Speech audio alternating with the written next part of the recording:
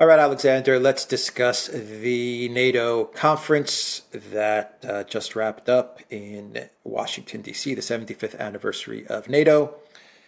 The first event that NATO had, to me, seemed like a funeral.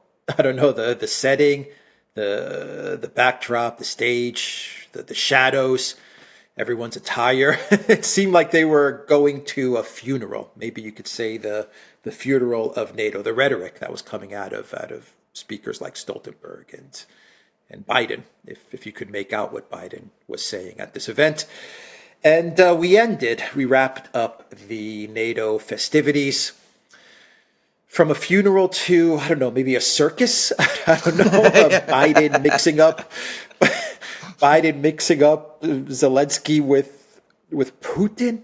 All the world leaders standing behind Biden, all of them there. Schultz and Maloney, Starmer. They're all there, and they're about to listen to Zelensky speak, and Biden's going to introduce Zelensky. It's a big moment, right?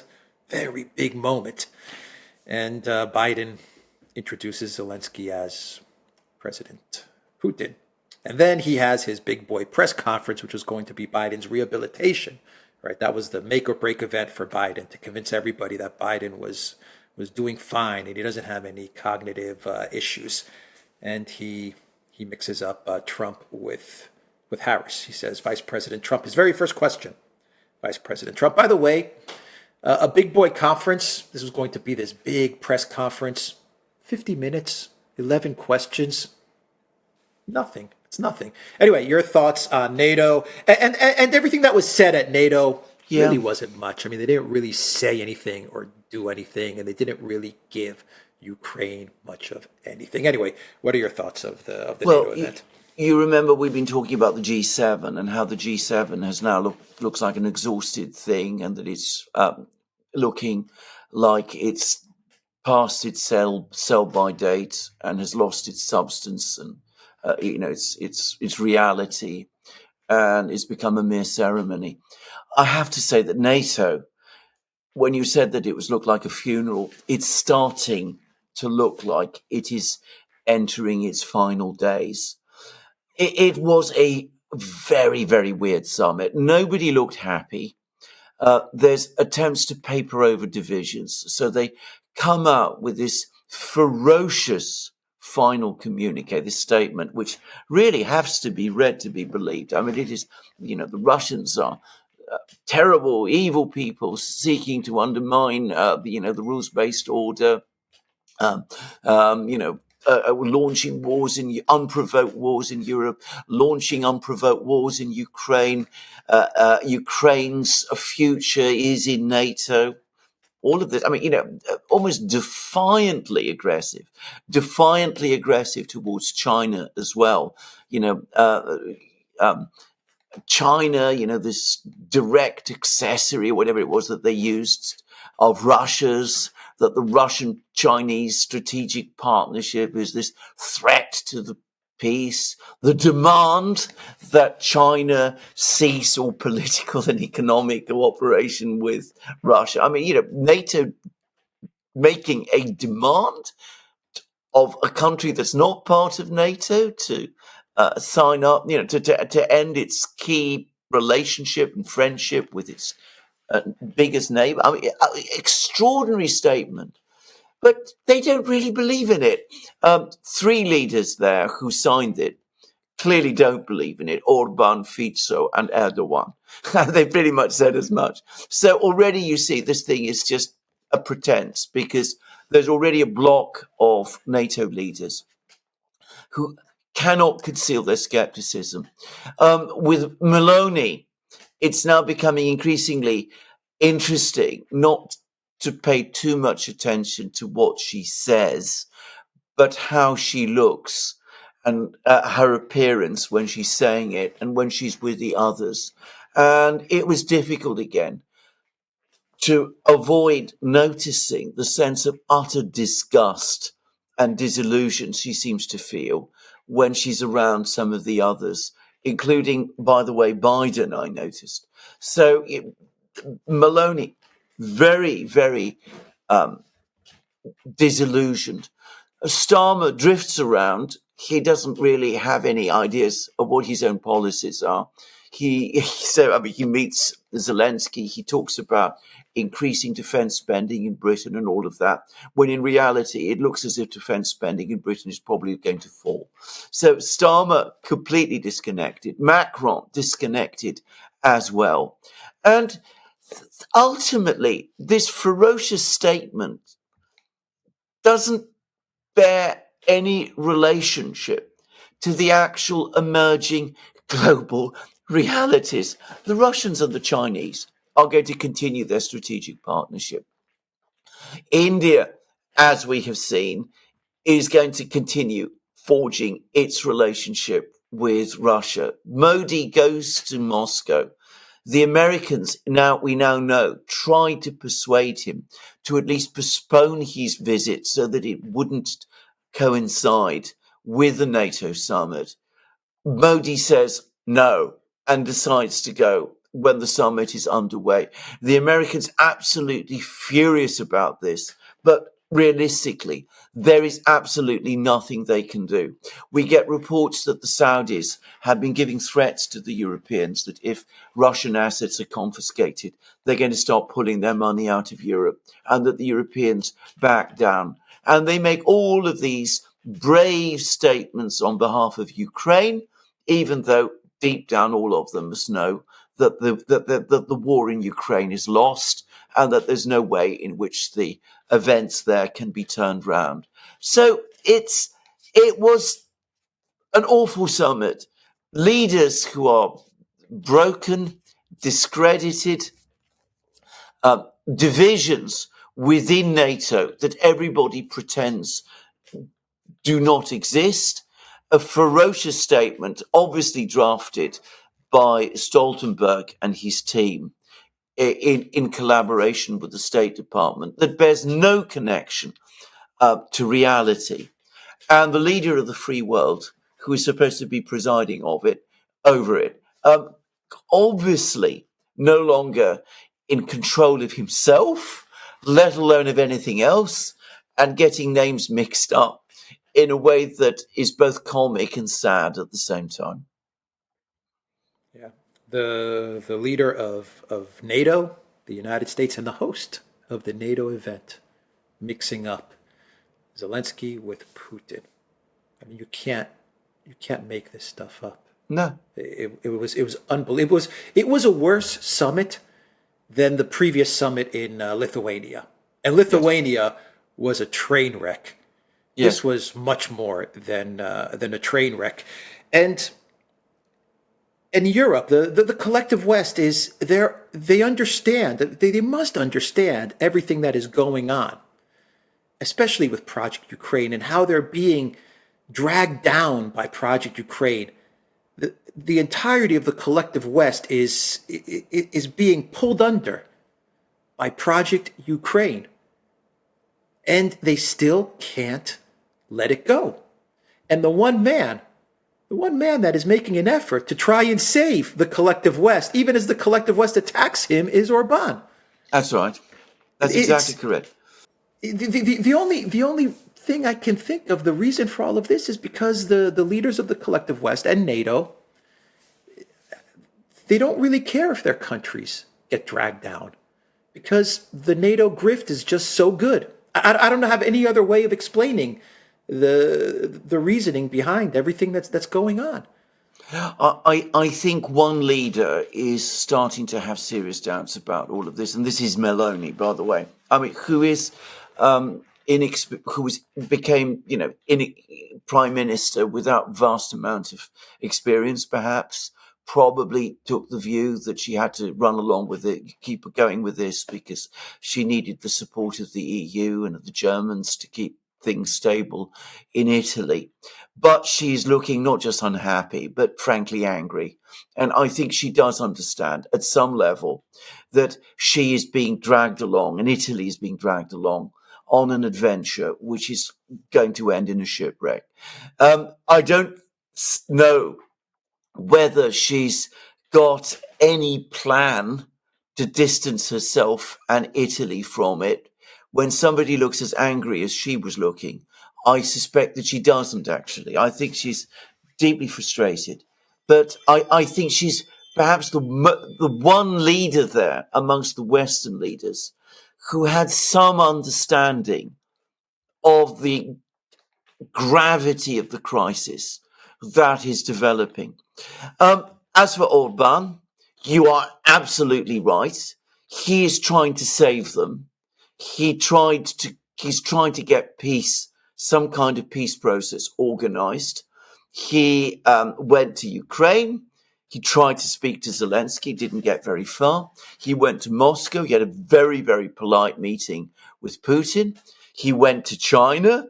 China, a key stakeholder, very, very polite meeting with Xi Jinping. And of course, he's now in the United States. And who does he go to see? He goes to see Donald Trump because he knows that the present lot are hopeless. He can't work with them at all. And he's hoping that if he meets Donald Trump and if Trump is elected president in November, then something might at last start to happen.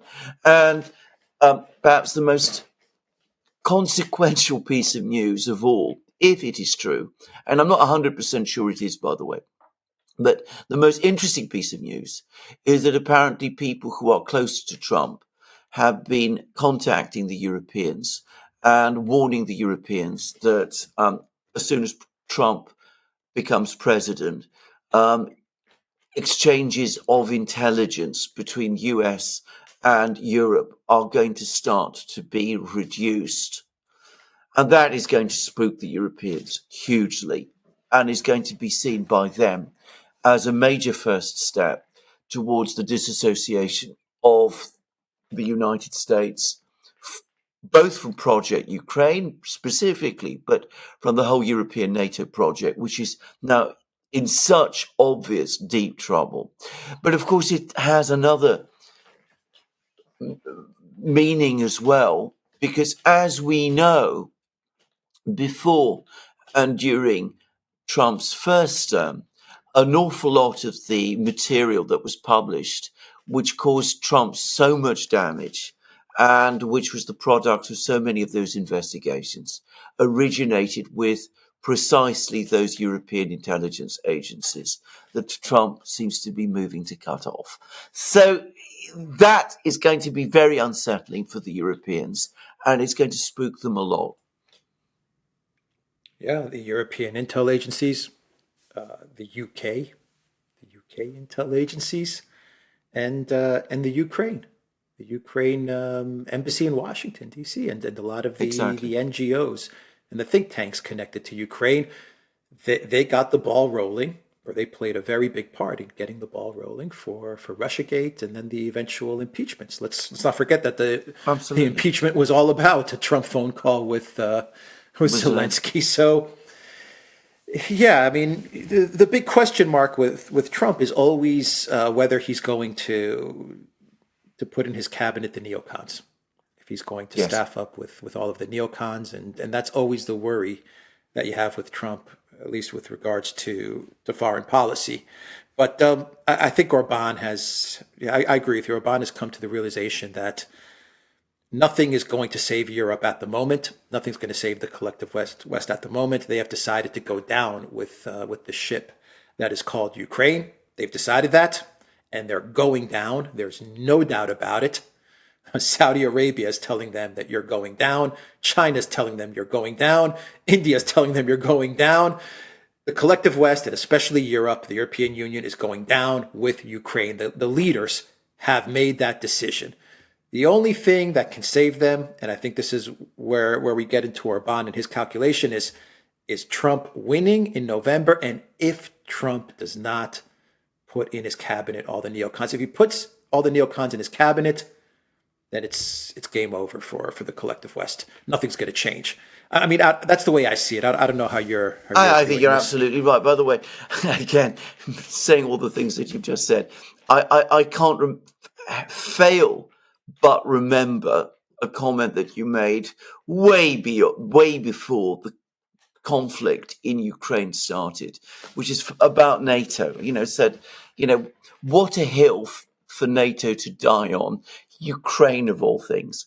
But that's what they decided to do. They decided to go all in Ukraine, and they're now dying on this particular hill, which is Ukraine. I mean, it's really so strange, so bizarre, but they don't seem to have any way, any idea of how to turn around and get off this disastrous course that they've locked themselves into. And I think you're absolutely right. I think Orban is saying to himself, I'm dealing with a bunch of fools. The only thing I can do is I can lay the groundwork by going to Ukraine and Russia and China and hope that come November, someone who is not a fool will finally take over in the United States.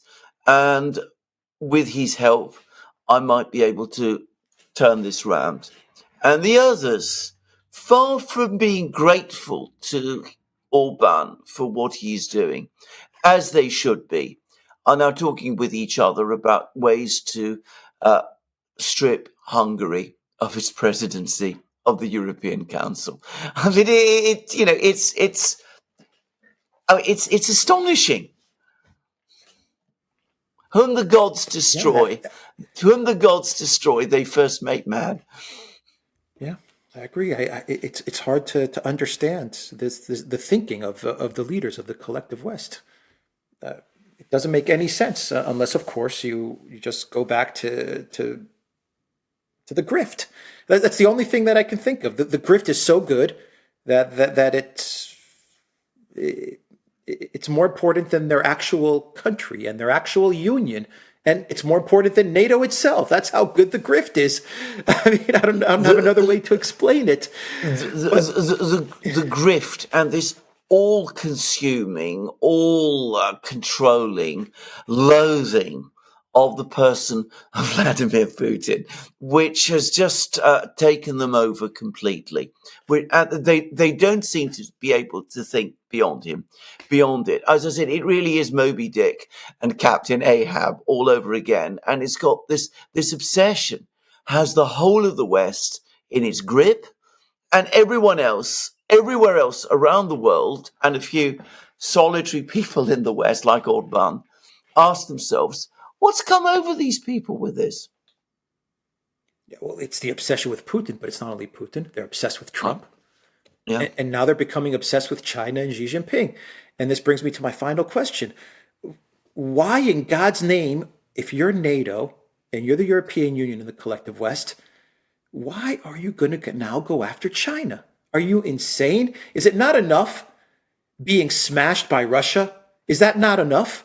Now you're going to go after China?